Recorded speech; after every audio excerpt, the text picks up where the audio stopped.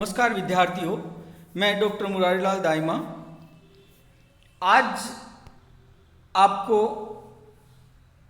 जो हमने पिछली क्लास में कौटिल्य का परिचय और उसकी जो पुस्तक है अर्थशास्त्र उसके बारे में बताया था। अर्थशास्त्र में राजनीतिक ज्ञान का क्या महत्व है, राज्य की उत्पत्ति कैसे बताता है, सामाजिक समझौते के सिद्धांत की वो बात करता है, जैसा कि वेस्टर्न जो थिंकर होप्स रूसो हैं उसी की तरह। उसके बाद हमने राज्य के अस्तित्व का प्रयोजन और आज उसकी संप्रभुता के ऊपर हम चर्चा करेंगे। कौटिल्य ने राज्य की उत्पत्ति के प्रसंग में यह स्पष्ट किया था कि राज्य एक निश्चित प्रयोजन को पूरा करने के लिए अस्तित्व में आया है, इसलिए वह प्राकृतिक संस्था नहीं है, कि राज्य कोई प्राकृतिक संस्था नहीं है। कौटिल्य ये मानता है कि राज्य का उद्देश्य प्रजा की सुरक्षा, उसके कल्याण को सुनिश्चित करना है। कौटिल्य ने ज्ञान यानी कि जो विद्या की बात की है उसकी विभिन्न शाखाओं के विवेचन के प्रसंग में ये स्पष्ट किया कि राज्य जो संस्था है उसका उद्देश्य व्यक्तियों के लौकिक, पारलौकिक, नैतिक व भौतिक उद्देश्यों की पूर्ति करना तथा उसके माध्यम से न्याय सम्मत एक क्या कहें उसे बैलेंस बनाए रखना है, कि न्याय सम्मत बैलेंस बना रहे। इन प्रयोजनों की पूर्ति सही ढंग से आनुवंशिकी से निर्देशित होकर की जा सकती है। कौटिल्य जनता के सर्वांगीण कल्याण और समाज में न्याय के सिद्धांत को लागू करने को राज्य के अस्तित्व का मुख्य आधार मानता है। ज्ञान की चार शाखाएं जो हमने चर्चा की थी, त्रयी, वार्ता, आनुवंशिकी और दंड नीति को कौटिल्य ने मानव जीवन के नैतिक, भौतिक प्रयोजनों की प्रति व्यक्ति में जो क्या कहें बैलेंस हो, संतुलित दृष्टिकोण हो तथा इन प्रयोजनों को व्यक्ति के जीवन में घटित करने के लिए उत्तरदायी एक संस्थागत व्यवस्था के रूप में चित्रित किया राज्य को। कौटिल्य ने त्रयी का संबंध नैतिक और पारलौकिक उपलब्धियों से माना। वार्ता को कौटिल्य ने लौकिक उपलब्धियों और भौतिक संपदा तथा उसके अर्जन के लिए किए जाने वाले मानवीय क्रियाकलापों से संबंधित माना। कौटिल्य ये कहता है कि आनुवंशिकी, त्रयी और वार्ता के प्रति व्यक्ति के प्रयत्नों में संतुलन, तर्क, विवेक और न्याय की कहें प्रयुक्ति हो को सुनिश्चित करना आनुवंशिकी है। कौटिल्य यह भी मानता है कि आनुवंशिकी से निर्दिष्ट होने पर व्यक्ति के आचरण में नैतिक और भौतिक कल्याण के प्रति प्रयत्नों का न्याय सम्मत संतुलन बना रहता है। दंड नीति अर्थात राजनीतिक संस्थाओं को कौटिल्य ने त्रयी और वार्ता के लिए किए जाने वाले प्रयत्नों के निर्देशन व अधीक्षण और आनुवंशिकी द्वारा सुनिश्चित किए गए मापदंडों की क्रियान्विति के लिए उत्तरदायी माना है। कौटिल्य का ये मानना है कि आनुवंशिकी से दिया जो हमें दिशा प्राप्त होती है करते हुए हमें दंड नीति व्यक्ति के जीवन के नैतिक और भौतिक उपलब्धियों के प्रति एक बैलेंस बनाने का कार्य करती है। वह यह भी सुनिश्चित करेगा कि समुदाय में अर्जित की गई भौतिक नैतिक उपलब्धियों का समुदाय के विभिन्न सदस्यों के मध्य तर्कसंगत और न्यायसम्मत वितरण हो। दंड नीति के प्रयोजन के विषय में कौटिल्य ने कहा है कि यह अप्राप्त को प्राप्त करने, प्राप्त को संरक्षित करने, संरक्षित को संवर्धन करने, संवर्धित को सुयोग्य व्यक्तियों के मध्य वितरित करने के उद्देश्य से क्रियान्वित होनी चाहिए। कौटिल्य के अनुसार राज्य दंड नीति को व्यवहार में संचालित करने का एक संस्थागत माध्यम है। तो ज्ञान की जो चारों शाखाएं हैं और दंड नीति के प्रयोजन को स्पष्ट करके कौटिल्य ने राज्य के अस्तित्व के मूल प्रयोजन के विषय में बिल्कुल स्पष्ट दृष्टिकोण अपना प्रतिपादित किया है। क्या किया है, जो अपने सार रूप में कहें कि कौटिल्य के अनुसार जनता की नैतिक और भौतिक समृद्धि को, लौकिक और पारलौकिक कल्याण को तथा साथ ही वितरणात्मक न्याय को सुनिश्चित करना राज्य के अस्तित्व का मूल प्रयोजन है। इसके बाद वो कहता है कि कौटिल्य कहता है कि अगर दंड नीति में भौतिक शक्ति के साथ तीन तत्व जुड़ जाएं तो वो दंड को सही रूप प्रदान करेंगे। वो तीन तत्व क्या हैं? शक्ति जो प्रयोग प्रथम है, शक्ति का प्रयोग धर्म की सुरक्षा के लिए ही हो, अन्य किसी स्वार्थपूर्ण उद्देश्य के लिए नहीं हो। कि बल का प्रयोग है वो किसके लिए हो? धर्म की सुरक्षा के लिए हो, अपने निजी स्वार्थों के उद्देश्य की पूर्ति के लिए नहीं हो। दूसरा, यह शक्ति मात्रा में इतनी अधिक हो या प्रकृति में ऐसी हो जिससे कि लोग अलग अलग या संगठित होकर भी अब इस शक्ति को के बल को चुनौती नहीं दे सकें। और तीसरा, इस शक्ति का प्रयोग किसी अधिकृत संस्था द्वारा ही किया जाना चाहिए। जैसे कि ये नहीं है कि पुलिस वाले को शांति और व्यवस्था की जिम्मेदारी दी गई है तो न्यायपालिका को न्याय करने की जिम्मेदारी दी है। ये नहीं है कि पुलिस वाला न्याय करने लग जाए। पुलिस वाले का काम है उस किसी भी जो गलत कार्य कर रहा है या जिसकी शिकायत है उसके विरुद्ध एफआईआर दर्ज करे, उसे न्यायालय में पेश करे। सही है या गलत है वो निर्णय लेना न्यायपालिका का है। तो अधिकृत संस्था कि जिसको जो अधिकृत किया गया वही वो कार्य करे। कौटिल्य ने राज्य को एक ऐसी अधिकृत संस्था माना है। कब?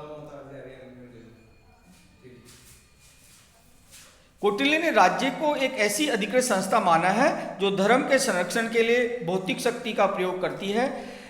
उसके वैध नियंत्रण को लोगों द्वारा चुनौती नहीं दी जा सकती।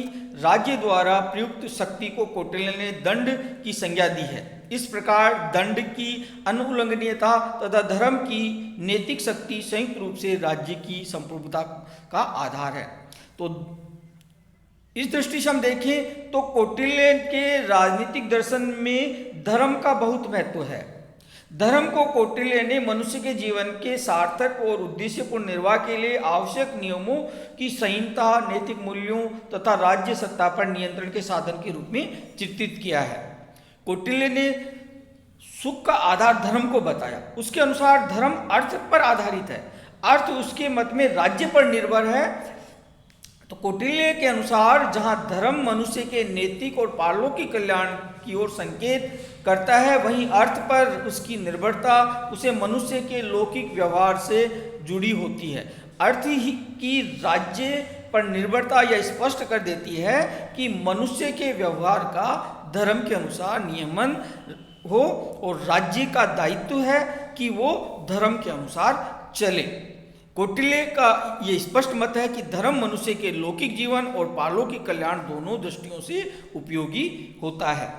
कौटिल्य ने धर्म शब्द का प्रयोग व्यापक अर्थ में किया है, किंतु हम मोटे रूप से कौटिल्य द्वारा प्रतिपादित धर्म को 3 संदर्भों में समझने का प्रयास करते हैं। पहला है कि धर्म सामाजिक व्यवहार के सिद्धांतों की संहिता के रूप में, कि धर्म समाज को एक व्यवहारिक रूप प्रदान करने का एक प्रयास है। दूसरा है धर्म सत्य, दया, दान, अहिंसा आदि सार्वभौमिक नैतिक नियमों के रूप में, कि धर्म सत्य है, दया है, दान है, अहिंसा है, ये भी सार्वभौमिक जो नैतिक नियम है वो भी वही धर्म है। और तीसरा है धर्म राज्य द्वारा निर्धारित कानूनों के रूप में है, कि धर्म जो है वो राज्य जो द्वारा निर्धारित कानून है उसके रूप में है। कौटिल्य का ये कहना है कि राज्य अपनी विधायी शक्ति द्वारा जिस धर्म को निर्धारित करता है, यानी प्रजा के बाह्य व्यवहार पर नियंत्रण करने के लिए कानून बनाता है, उसे धर्म के रूप में व्यक्त किए गए सार्वभौमिक नैतिक मूल्यों के आचरण के सार्वभौमिक सिद्धांत के रूप में होना चाहिए। फिर कौटिल्य कहता है कि शासक को संप्रभु नहीं है, कि शासक संप्रभु नहीं मानता कौटिल्य शासक को, कि शासक संप्रभु नहीं है। कौटिल्य के अनुसार शासक तो संप्रभु राज्य के आदेश को क्रियान्वित करने वाला माध्यम है, कि संप्रभु कौन है? राज्य है, शासक नहीं है। तो संप्रभुता धर्म व दंड में निहित है। राजा संप्रभु के द्वारा परिभाषित उद्देश्यों के लिए शक्ति का प्रयोग करता है, कि राजा तो धर्म और दंड जो संप्रभुता के रूप में उस शक्ति का उपयोग करने वाला एक पात्र मात्र है, करता है। तो निर्धारित नैतिक उद्देश्यों के लिए ही राज्य द्वारा धर्म के अनुकूल किए गई शक्ति के प्रयोग को कौटिल्य दंड की संज्ञा देते हैं। यदि राजा स्वार्थवश या धर्म विरुद्ध शक्ति का प्रयोग करे तो कौटिल्य इस शक्ति के प्रयोग को न तो दंड की संज्ञा देंगे और न ही उसे वेद मानेंगे। उनके अनुसार केवल वही बल प्रयोग वेद हो सकता है जो धर्म के सिद्धांतों को क्रियान्वित करने के लिए किया गया हो। कौटिल्य मनुष्य के लौकिक और पारलौकिक कल्याण के लिए उसके आचरण पर धर्म के अनुसार नियंत्रण स्थापित करने को राज्य के अस्तित्व का मुख्य आधार मानते हैं तथा राज्य की संप्रभु शक्ति को धर्म व दंड में निहित मानते हैं। यह हमने बात की राज्य के अस्तित्व का प्रयोजन क्या है और उसकी संप्रभुता के बारे में। अब बात हम करेंगे कि राज्य का सप्तांग सिद्धांत, राज्य का सप्तांग सिद्धांत, जैसे मनु ने कहा था उसी तरह से कौटिल्य ने मनु की भांति राज्य के उस एक सावयव रूप से चित्रण किया है। राज्य की 7 प्रकृतियों या अंगों का विवेचन किया है। कौटिल्य ने इन 7 अंगों के में स्वामी, अमात्य, जन, दुर्ग, कोष, दंड और मित्र को सम्मिलित किया है। सबसे पहले हम लेते हैं स्वामी। स्वामी मतलब कौटिल्य राज्य या स्वामी को राज्य का शीर्ष अंग मानता है, मुख्य अंग है राज्य का। राजा ही राज्य के दायित्वों की पूर्ति के लिए अंतिम रूप से उत्तरदायी है। कौटिल्य ने जटिल दायित्वों की पूर्ति करने में समर्थ हो पाने के लिए राजा को समुचित शिक्षा, उसको प्रशिक्षण देने पर की बात करता है तथा यह भी अपेक्षा करता है कि राजा उच्च चरित्र वाला और सद्गुण संपन्न हो। दूसरा है अमात्य। कौटिल्य ने अमात्य यानी मंत्रियों को राज्य का अनिवार्य अंग माना और कहा कि अमात्य राज्य रूपी जो रथ है उसके दूसरे पहिए के समान। एक पहिया हो गया राजा और दूसरा अमात्य। तो शासक की शक्ति राजा में निजी रूप से निहित नहीं है, बल्कि राजा उस शक्ति का सामूहिक रूप से उपयोग करने के लिए बाध्य है। इसलिए राजकीय निर्णय अनिवार्य रूप से अमात्यों के परामर्श से ही करे। राजकीय कार्यों में अमात्यों के महत्व को देखते हुए कौटिल्य ने उचित परीक्षण के बाद अत्यंत सुयोग्य अमात्यों की नियुक्ति की आवश्यक माना। कौटिल्य ने अमात्यों की निश्चित संख्या का निर्धारण करने की बात कही है। यह माना है कि राजकीय कार्य हेतु निश्चित संख्या की नहीं बात की है, बल्कि ये कहा है कि राजकीय कार्य हेतु राजा आवश्यकता के अनुसार संख्या में अमात्यों को नियुक्त कर सकता है। जनपद। कौटिल्य ने जनपद शब्द में राज्य की सीमाओं और उसके अंतर्गत निवास करने वाले लोगों दोनों को सम्मिलित किया है। कौटिल्य ने प्लेटो की भांति राज्य की जनसंख्या अथवा भौगोलिक क्षेत्र की कोई सीमा निर्धारित नहीं की है कि जैसे प्लेटो ने कहा कि 540 ही जनसंख्या होनी चाहिए, इतना क्षेत्रफल होना चाहिए, वैसा कौटिल्य ने नहीं कहा है। कौटिल्य ने तो ये अर्थशास्त्र में कई प्रसंगों में जनपद शब्द को राज्य के प्रशासन के लिए भौगोलिक आधार पर संगठित एक इकाई के रूप में माना है और ये कहा है कि जनपद को आधुनिक जिले के पर्यायवाची के रूप में हम समझ सकते हैं। कौटिल्य ने अपेक्षा की है कि जनपद की भौगोलिक परिस्थितियां ऐसी होनी चाहिए जिसके कारण उसकी रक्षा करना सुगम हो सके। कौटिल्य ने जनपद की भूमि के उपजाऊ होने की आवश्यक माना, कहा कि ताकि थोड़े से परिश्रम से अन्न उत्पादन हो सके। जनपद में सरोवरों, नदियों, पर्वतों, वनों की भी प्रचुर मात्रा होनी चाहिए तो राज्य ज़्यादा उन्नति करेगा। कौटिल्य की मान्यता है कि जनपद का स्थल और जल मार्गों दोनों से जुड़ाव होना चाहिए। कौटिल्य ने जनपद में रहने वाले जनता में देशभक्ति, परिश्रम, बुद्धिमत्ता, पवित्र आचरण, व्यवहार की अपेक्षा की है। फिर दुर्ग की बात करता है। कौटिल्य ने दुर्ग को राज्य का एक आवश्यक अंग मानकर ये अपेक्षा की है कि अपनी सीमाओं को सुरक्षित रखने के लिए उपयुक्त दुर्ग का निर्माण करे। उसके अनुसार राज्य की सीमाओं पर चारों ओर तथा उपयुक्त स्थानों पर सीमाओं के मध्य दुर्ग बनाए जाने चाहिए। कौटिल्य के 4 प्रकार के दुर्गों का उल्लेख किया है, जैसे ओदक दुर्ग, ऐसा दुर्ग जिसके चारों ओर पानी भरा होता है। पार्वत दुर्ग, ऐसा दुर्ग जो बड़े बड़े पत्थरों से बना हुआ हो, पर्वत और कंदराओं की से घिरा हुआ होना चाहिए। धानवन दुर्ग, ऐसा दुर्ग जो मैदान में बना हो और जल और घास से रहित हो। और वन दुर्ग, ऐसा दुर्ग जो चारों ओर दलदल और वृक्षों व झाड़ियों आदि से घिरा हो। तो कौटिल्य ने राजा को प्राकृतिक दृष्टि से उपयुक्त स्थानों जैसे पहाड़ आदि पर ऐसे दुर्ग बनाने का परामर्श दिया है जिनका युद्ध के लिए उपयोग किया जा सकता है। कौटिल्य का ये मानना है कि उदक दुर्ग और पार्वत दुर्ग राज्य की रक्षा की दृष्टि से उपयोगी होते हैं। धानवा दुर्ग और वन दुर्ग वनों में बनाए जाते हैं तथा राजा आपत्ति के समय उनमें छिपकर अपनी रक्षा कर सकता है। फिर अब बात आती है कोष की। कौटिल्य ने कोष को राजकीय कार्यों को संपन्न करने के लिए आवश्यक माना है। कौटिल्य ने राजा से समुचित साधनों से अपनी कोष में वृद्धि करने की अपेक्षा की है। कोष संग्रह के कार्य को कौटिल्य ने व्यवस्थित ढंग से पूरा किए जाने पर बल दिया तथा उसके लिए उपयुक्त संख्या में विश्वास पात्र कर्मचारियों और अधिकारियों की नियुक्ति का सुझाव दिया है। कौटिल्य ने राजा को परामर्श दिया है कि वह कोष संग्रह के कार्य में लगे हुए कर्मचारियों और अधिकारियों पर पूरी तरह निगरानी और नियंत्रण रखे।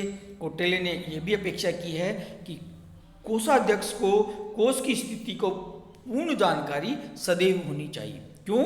क्योंकि राजा द्वारा सूचना मांगे जाने पर वह तत्काल सूचना दे सके, तथ्यात्मक सूचना दे सके। छठा है दंड।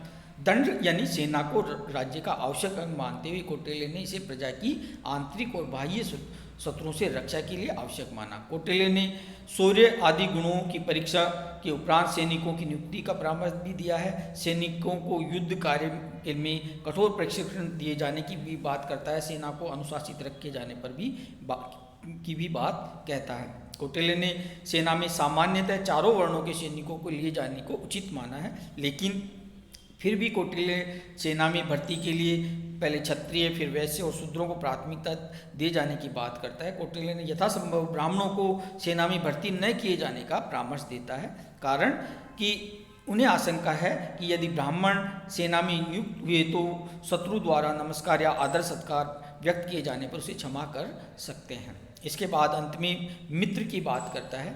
कौटिल्य ने मित्र को राज्य के आवश्यक अंग के रूप में मान्यता दी है। कौटिल्य का स्पष्ट मत है कि राज्य अपनी प्रजा के कल्याण के कार्यों में तभी लग सकता है जब उसे बाह्य आक्रमणों की आशंका कम से कम हो। इसलिए कौटिल्य मित्र संग्रह को राज्य के लिए अत्यंत आवश्यक मानते हैं, क्योंकि अन्य राज्यों से मैत्रीपूर्ण संबंध होने पर राज्य अपनी सीमाओं की सुरक्षा के प्रति आश्वस्त रह सकता है। मित्र को राज्य का आवश्यक अंग मानकर कौटिल्य ने यह स्पष्ट कर दिया है कि वह राज्य के साम्राज्यवादी स्वरूप के पक्ष में नहीं है। तो इस तरह से हमने कौटिल्य के सप्तांग सिद्धांत की चर्चा की। अगली क्लास में हम कौटिल्य के अनुसार राज्य का कार्य क्षेत्र क्या है और उसके बाद हम शासक के व्यक्तिगत गुण, शासक की दिनचर्या, इनकी बात करेंगे और फिर मंत्री परिषद, ऐसे करके हम इसको कौटिल्य को कंप्लीट करते हैं। धन्यवाद।